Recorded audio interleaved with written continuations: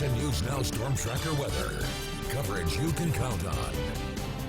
You know, Jason, I was talking this morning with my sister who lives in Houston. She lived through Harvey. I know everybody over there is just on edge right now. I mean, what are we looking at? Harvey was devastating, and the bad news about Harvey was it just sat there and rained for days. It rained feet of rain, upwards of 5 feet of rain in a lot of locations, and it just wouldn't stop. Now, the good news with Laura, if there's anything to say good about a hurricane, it is moving faster than Harvey did. It's not going to be lingering right off the coast like Harvey did, just dumping feet upon feet of rain, but it's still going to be a dangerous situation for the area right between Texas and Louisiana, right along the border. Currently, a Category 1 is now up to 85-mile-an-hour sustained wind, up 5 miles an hour from the last update about 3 hours ago. It's moving, thankfully, at 17 miles an hour toward the west-northwest, and looking at how it's going to progress, it is still targeting the borderland between Texas and Louisiana, possibly as a Category 3, which would put it at a major hurricane level,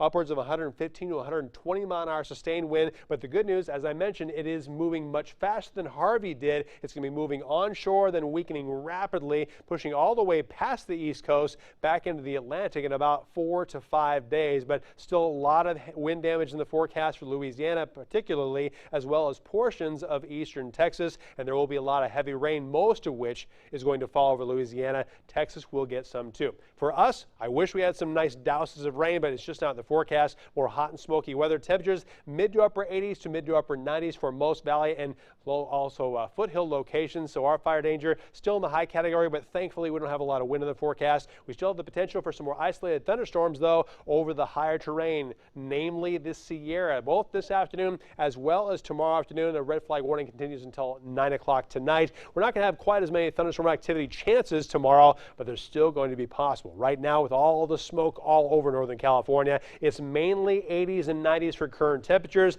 We have one area of rain showers pushing through. That's already pushing in Nevada. Another bank of rain showers and thunderstorms pushing out of Lassen County into Modoc County. But thankfully, the thunderstorms themselves starting to fall apart. Most of the lightning strikes are going away. There's still a handful of them, though. We just don't want more of those lightning-caused fires to start. Looking at FUTURECAST, hour by hour, fewer clouds tomorrow morning, but still the smoke is going to be there. Isolated showers and storms still popping up over the higher terrain of Lassen County, Modoc County, potentially Plumas County too, but we're going to have fewer showers and storms as we move into Thursday afternoon. So here's your forecast for tomorrow. Still hot and still smoky, but less smoke for the northern mountains than anyone else. Highs in the upper 80s and lower 90s. For the Sierra and the local foothills, it's still going to be smokier with more potential for some more showers and thunderstorms, and the temperatures will be in the mid to upper 80s. For the ridge, also lots of 80s for highs. Lots of smoke in the air, unfortunately, but it's not quite as bad as it has been. For the valley, we'll have lows in the 60s, daytime highs close to where they were today, lower to mid 90s for your Wednesday afternoon.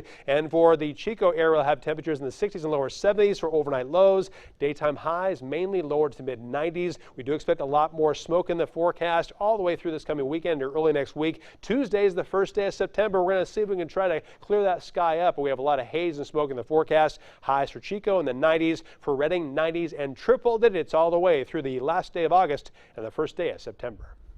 Thanks, Jason.